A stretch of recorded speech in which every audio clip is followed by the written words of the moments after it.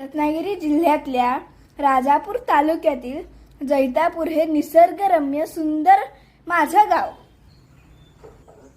नमस्कार, मी अनन्यास डायरीमध्ये तुमचं मनापासून स्वागत। आणि आज मी तुम्हाला अशा एका घराची सफर घडवणार आहे जे 200 वर्षांपूर्वीचं बांधलेलं आहे।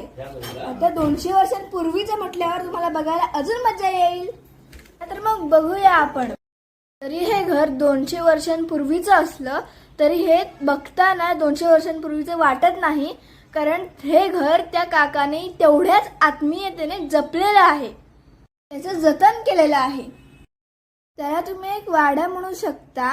आणि या वाड्याला म्हणजेच वरती माळ्यावर असणाऱ्या या तावदानी खिडक्यांवर केलेलं नक्षीकाम ह्याच्यामुळे त्या वाड्याला अजून जास्त शोभा येते।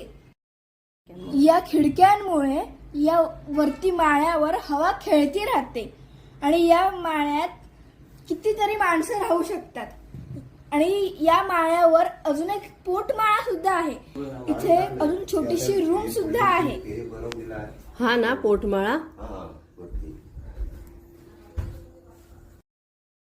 ही बघा ती अजून एक रूम।